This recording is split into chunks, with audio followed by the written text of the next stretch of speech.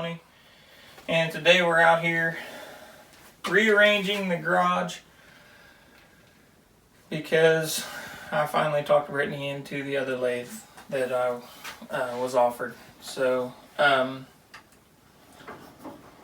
basically this is it. So from the past videos, you'll remember me talking about going to a the woodworker show with my brother maybe 2 years ago now, before all this virus stuff started, and I got hooked on turning by turning my first pin at that show. So with that came the opportunity for me to be able to use my grandfather's Craftsman lathe due to my brother needing space in his shop. So from there, I've always been looking for the Turncrafter lathe that I actually used down there at the show because of it being a variable speed, and everything that was on it that day that I used it, you know, it had its own light on the lathe. It's not very big, you know, so that they sell them in the 10-inch or 12-inch range so that you can make them portable, especially now that we're into doing like farmers markets, and I could even do like a craft fair for that side of the stuff if I wanted to. So even if I had to take that with me, I could run that little one off of a generator. So that's why I was looking at that one. And then last week, you'll know, or 2 weeks ago now, I think, maybe, I don't know. But within the past couple of weeks, I found one of those Turncrafter lathes for sale with quite a few accessories. Purchased it, and the very next day, a buddy I went to high school with sent me a picture of this jet lathe. And I told him that'd be a goal of mine down the road, but there's no way I could, you know, I know what these are, they're, you know, around $2,500 or more. I was like, there's no way I can swing that right now. Well, this one belonged to a neighbor of his, an older gentleman that was ready to get rid of it because it was too heavy for him. So he got a smaller, lighter weight Laguna 1216, if I remember right, and then had some bed extensions on it. But this one here runs off of 220, so it took a little bit of rearranging of the garage. And the reason for that is, like, our garage, the people we bought the place off of, they were attempting, or maybe they did, and I don't know, but we were told they were trying to use the garage as a daycare.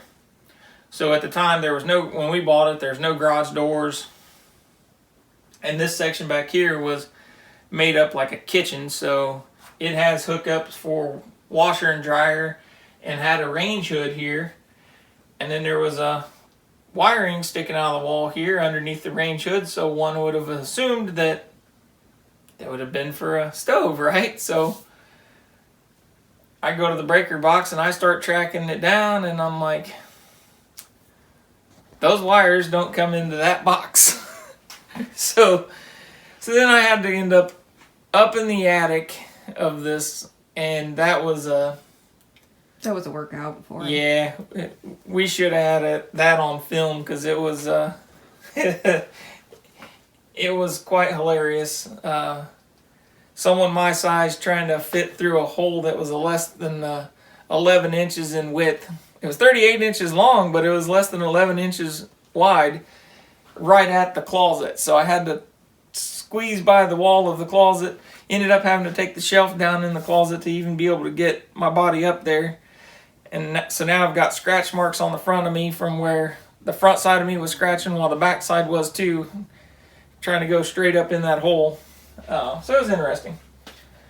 But long story short, we got the correct breaker put into the box. Got that. Then that wire was run all the way over in the attic to the wires at the top right above the breaker box. They just never pushed it down through the wall to get to the breaker box. So all I had to do was basically get up there and then climb all the way over to that point and push the wire down, and then we were able to, I had a friend of mine come over, and he was down on the bottom end and was able to pull the wire, and he wired the breaker while I started moving stuff around so I could finish up cutting the hole in the wall and actually put a outlet box in there, not just a hole punched in the drywall with a wire sticking out of it. So I got that part of it done, and currently I've got the LED shop light up here because I took the range hood out and just mounted an outlet there for now. I'm going to run strip LEDs over here just the same as I did over the other lathe. But this is a variable speed 2. It has a high range and a low range, and it will go from 50 RPMs all the way up to 3200 RPMs. A lot quieter than the other one. I'll kind of turn it on here and show you.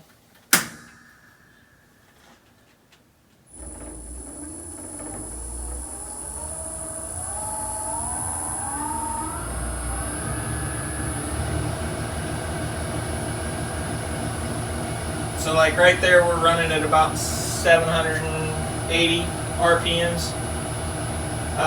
This one here also has the so it'll protect the work so I don't get something coming off of there at me. And basically what I was told, there's a live center on this side, there's a drive center in the center here, and then there's also the face plate that I could screw bull blanks onto. And this model will actually go in forward and reverse also. So when I called Jet yesterday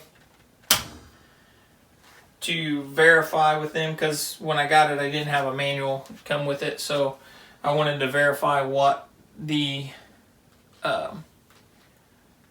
wiring needed to be, because the gentleman I purchased it off of said that he had a little bit of trouble in the low range.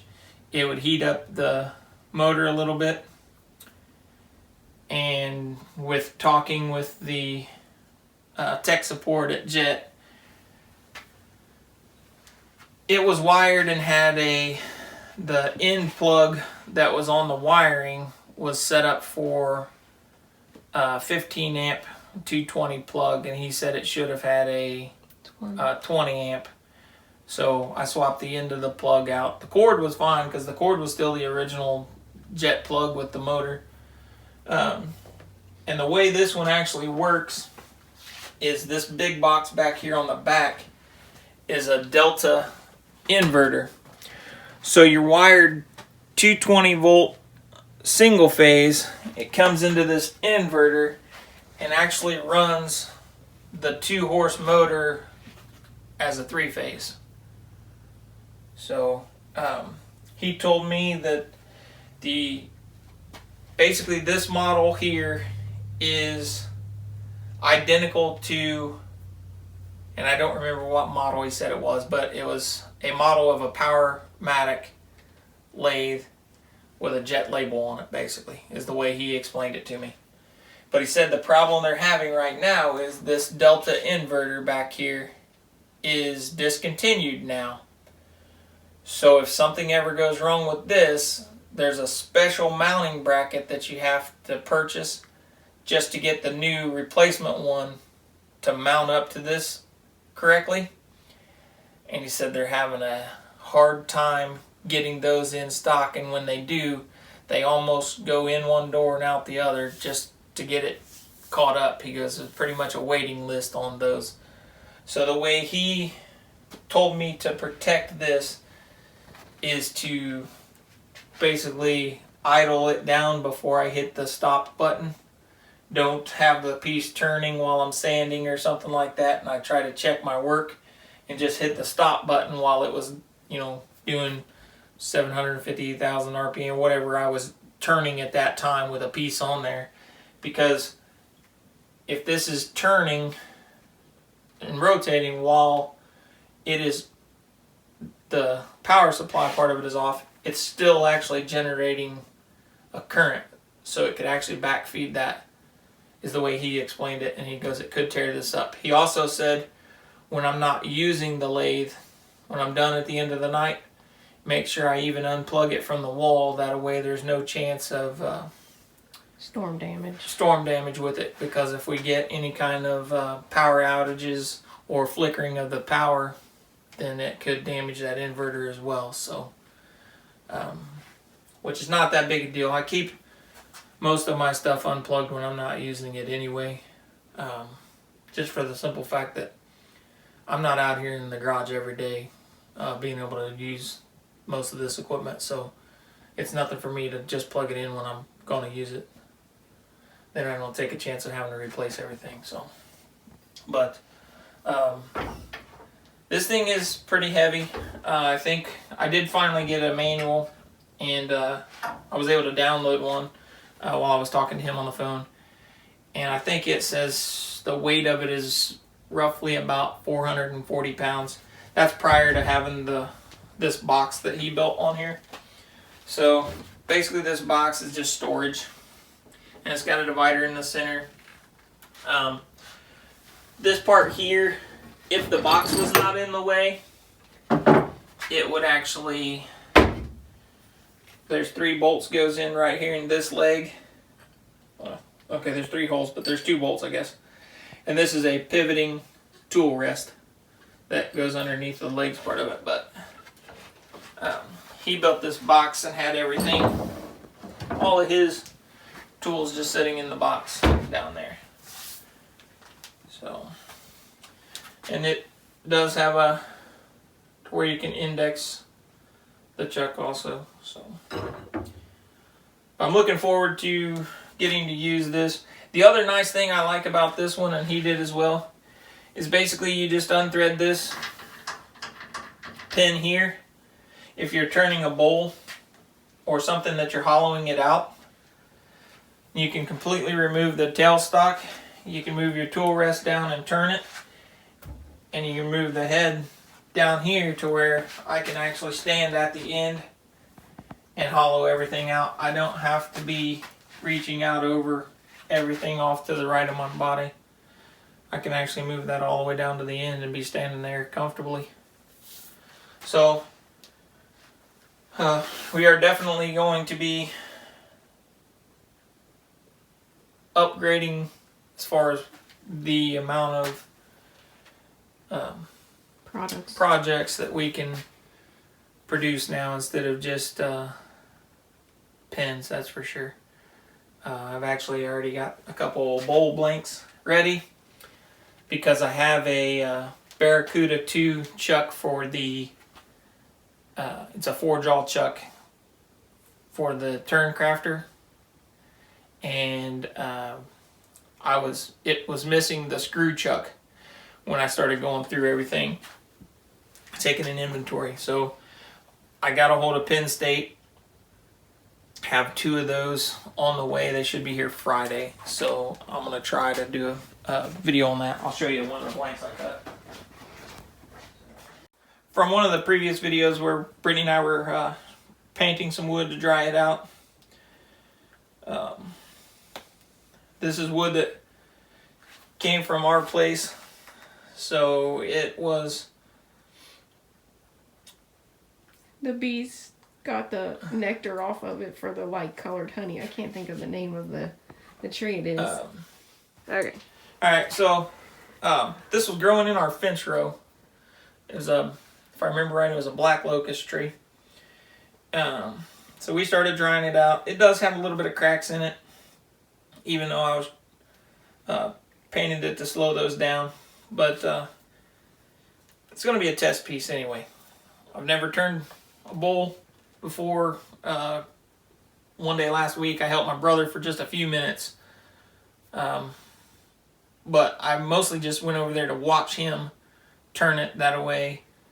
I could see the process that he went through on it. So basically I have the blank.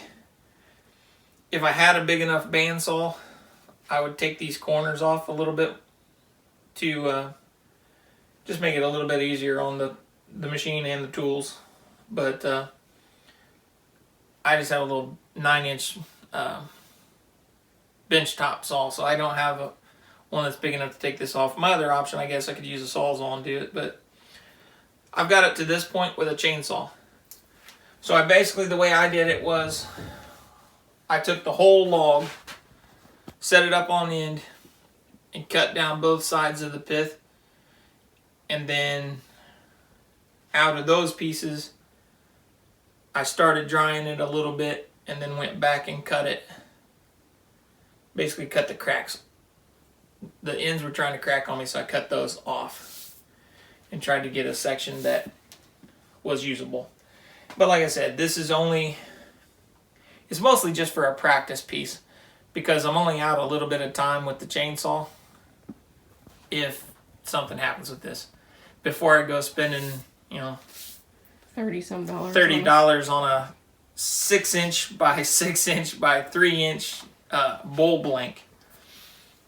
So yeah, I mean, if you're gonna mess something up, it might as well be a piece of firewood instead of going all out and buying one that's ready to go. So, but I'm excited about it. Other than the fact that Brittany and I have spent this is our second day out here in the garage to be able to get everything moved, because prior to putting this here, I had countertops and cabinets across here with my toolbox and everything, and everything was full. So I still gotta organize everything, because all I've done to this point is get everything out of my way enough to get this in here. So now we gotta be able to get everything else back into a place. So, well, at least the garage is walkable. It's walkable now, but it's still, to our standards, it looks like a tornado come through here. So things need its place. And it was nice to, in a way, to do this, because I was able to get rid of some things that I honestly didn't remember that I had stored in certain places. So a little bit of garage cleaning went on with this as well. So Brittany's kind of happy about that part of it, but it looked pretty bad yesterday when we had things everywhere, because a small path where you could just barely walk through. Well, and all of these 3 cabinets here, they used to sit here to my right, and they were full. So I had in the bottom one, I had log chains and fence stretchers, come along, and 2 old railroad fence stretchers, and lots of heavy items. So the only way to move those cabinets was to completely empty them. So then I had them strung, those items were strung from here all the way to the door, anywhere we could put them, just so that we could get those cabinets moved. Because even empty, those cabinets are heavy. But because I remember loading those.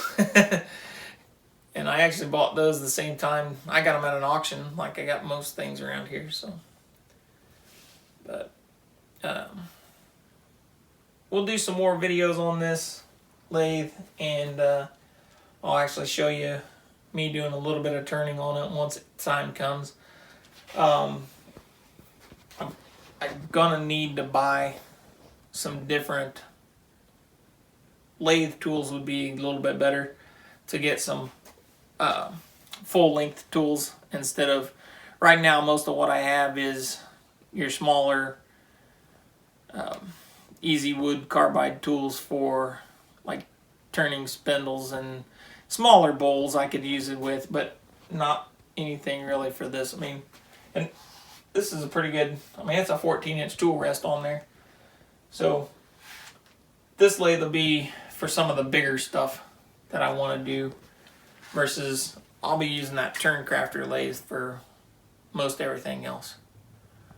So, but always something. Yeah. At least needs something. Brittany's list never gets fulfilled until. Oh, wow. Whatever. The little spoiled. I am spoiled, I'll give you that. Oh, you wouldn't do it if you didn't love me. So, but we will. We'll put out some more videos on that part of it and show you guys once I get to actually turning. I want to tell them. Leave a comment down below. Say Brittany needs a greenhouse. Brittany does need a greenhouse. I agree with that. Brittany needs a greenhouse that fits for our situation. At our new home. Yeah, that'd be nice. Yes, definitely. So, yep, our new home with a large barn because 40 by 90 is not big enough, and a 3-car garage isn't big enough. So,